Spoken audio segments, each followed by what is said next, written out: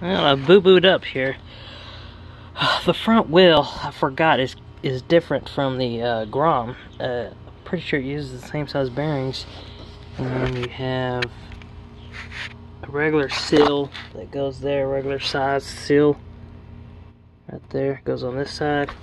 This side, I forgot, the speed sensor on a Grom is taken off, I think, the engine somewhere. There's a sensor and it screws in there.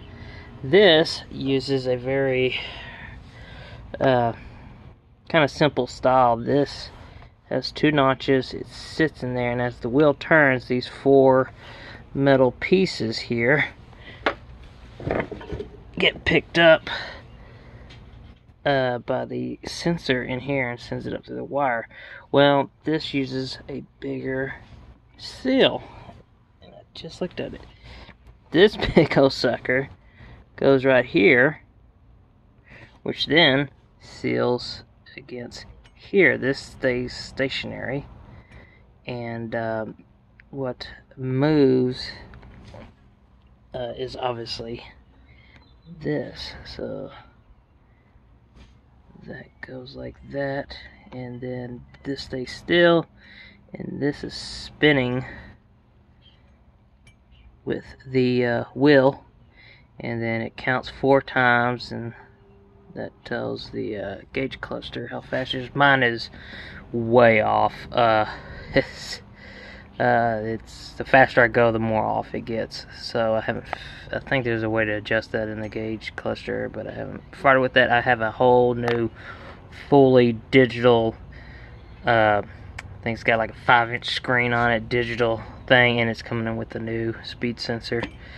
But I am gonna have to get online and order this seal right here, because like I said, the Grom wheel wouldn't have this big hole here. It has 2 of the same size seals on both sides, because the speed sensor is not on the front wheel.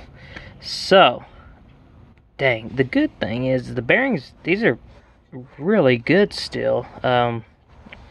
These are the front stock bearings. Nothing like the rear bearings were. These, I mean, actually feel like there's grease in there. But I'm gonna go ahead and change them out. Anyways, got the rear changed out. Torqued the rear axle to 44 pounds. Front, this is obviously Grom specs. Front is torqued at 40 pounds. So I'm gonna get this covered up. There's a chance of rain, I think, tonight. So as you can see, it's very white trash here, but I'm gonna get this thing tarped up so it doesn't get rained on. And I'm just gonna go ahead and I can't find my damn caliper. I use it for everything, and I've sat it somewhere and I can't find it. So I'm just gonna go tomorrow and get a brand new caliper, get this measured, and I'm just gonna probably order it from somewhere, or there's a bearing place in town. I may be able to, I'll call them up, see if they have one of this size. The odds of that will probably be slim, but you never know. Bearing supply houses are a godsend when you're working on stuff like this, because getting actual parts for these Chinese copies is a lot harder than you think. Getting Grom parts is super easy, but since this is different, obviously it's not going to work. And if I do find this for the Venom X20 or Vader 2, whichever you want to call this version, I guarantee they charge way too much for these stupid seals, and I'd like to get a better brand than some knockoff Chinese. Because this, like I said, the bearings are great, but these seals are just horrible. This was not even sealing on the spacer there, and so yeah. Another thing that sucks is I'm not going to be able to use my Chimera front spacers. I can use it probably on the right side since it's using a regular spacer, but this side has the spacer built into this. But that's no big deal. Kind of sucks, but you know, it is what it is. I guess I could technically get a Honda Grom front wheel and then I mean, go off my RPMs on speed. I mean, I'm not a speed demon or anything, so I could do that if I want to, but I'm not gonna do that. Maybe if I find like some Grom wheels for stupid cheap, I may do that, and that'll get rid of this, and then I can. But it's not a big deal. But I can use that side, and then this side will obviously have. But every sensor I've seen, it already has this spacer pressed in there, so I'm just gonna leave that alone. I'm gonna wrap a baggie around that so dirt and stuff doesn't get all in that. For now, like I said, I got a whole new gauge setup coming in. It'll still use this setup. You can usually get it with this sensor or the kind with the threaded bolt, and then you get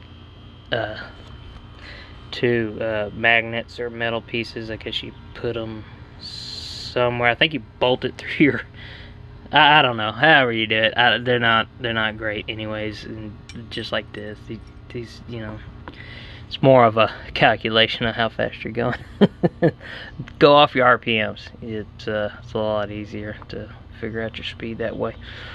Anyways, brakes are still good. I think I have a leak on my rear brake master cylinder, but the reservoir, because I have a spot right there, and that's not oil, that is brake fluid, and I don't know why it's leaking. I didn't press on the brake pads when I took the wheel off or anything, so nothing shot back up. I don't know why it's be leaking, but I'll check on that later. So I'm on a standstill. I was really hoping to get this on the road tomorrow, but I'm not gonna, because the seal's basically gone. The inside seal of this one and this one, I don't want to put it all back together and ride it like that. So we will just have to wait. I'm not sure when that gauge actually should be coming in. I want to say sometime this week, but I doubt I'll be able to get that installed anyway, so I'll just leave this stock set up. It's not very hard to take the front wheel off. But that's what's going on now. So damn, this sucks, but okay. I'll get the seal size and I will post it. So when you do change your bearings out, like I said, the bearing kit will obviously have two of these. You can at least use one and have a spare, and I'll figure out what the hell size this is.